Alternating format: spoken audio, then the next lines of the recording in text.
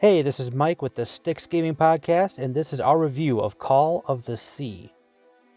Call of the Sea is available on PC and also the Xbox family of consoles. It's also right now included with Game Pass. I played it on the Series X and captured some video that you'll see later on.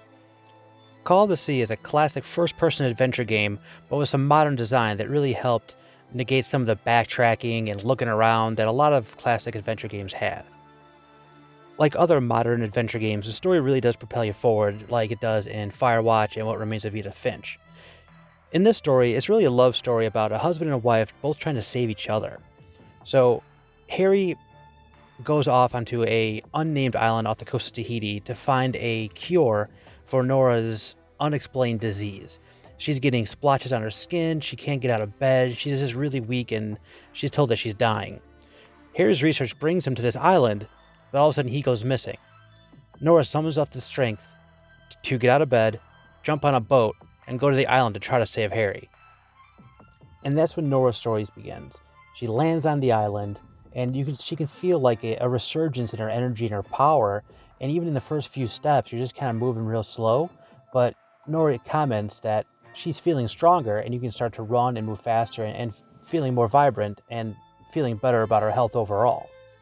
But on that beach, Nora finds a camp with some evidence of Harry's adventure on that island. And that's kind of the through point you see through this whole game, is you keep finding little encampments and environmental details and story pieces and cutscenes that really kind of tell you about Harry's journey that you're falling behind to try to catch up to him and see what ended up happening to Harry. But the main game mechanic are puzzles. Classic adventure puzzles, where you pick up clues along the way, along your path. You see environmental type clues, you see documents, you see photos and pictures. And ultimately, Harry does help you with some of these puzzles, because he's already went through some of these, because he's gone further than you.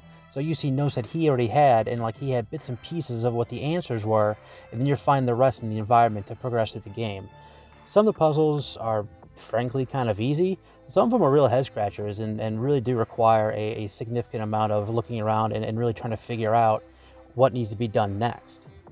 Unlike older adventure games like Myst and Grim Fandango that would essentially required you to have a notebook next to you to take notes to solve some of these puzzles, there's actually a journal built into the game that it really helps you in terms of saying, do I have everything I need? Do I have all the clues I need? Have I found all the pieces of evidence I need to help solve this puzzle?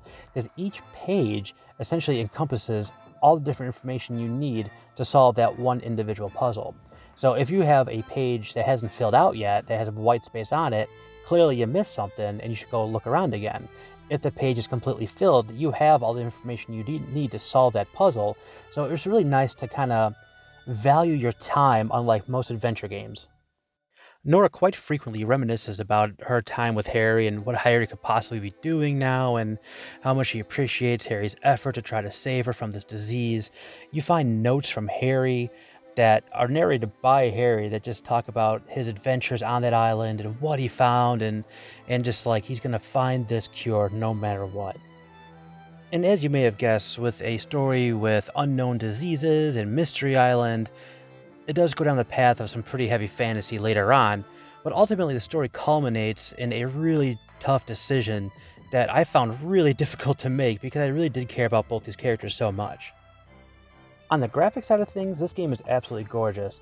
It has very bright colors, and the island settings really do show the power of the Series X. You can see lights going through trees.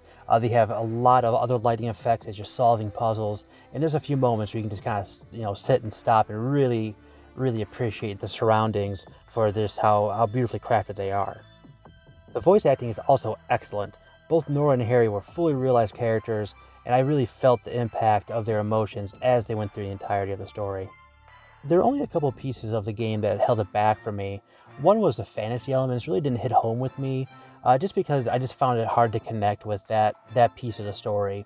And secondly, in like the back third of the game, there was a few pieces of repeated mechanics and repeated pieces of a puzzle that it felt repetitive, and I kind of got sick of doing that one thing more than a couple times than it did. I don't really want to say exactly what it was, 'cause it's a little bit spoilerish, but if you play the game, I think you'll understand. This is Out of the Blue's first solo developed game, and it is absolutely wonderful. I would definitely recommend this game to any adventure game fans. I have a little bit of hesitation if you're not an adventure game fan, but there's plenty in here. There's plenty of great story to enjoy, even if that's not your cup of tea. But it definitely does have a little bit of that slow-moving gameplay that is just synonymous with adventure games. So I would rate the game an 8.5 out of 10. Thank you for joining me today on this review of Call of the Sea.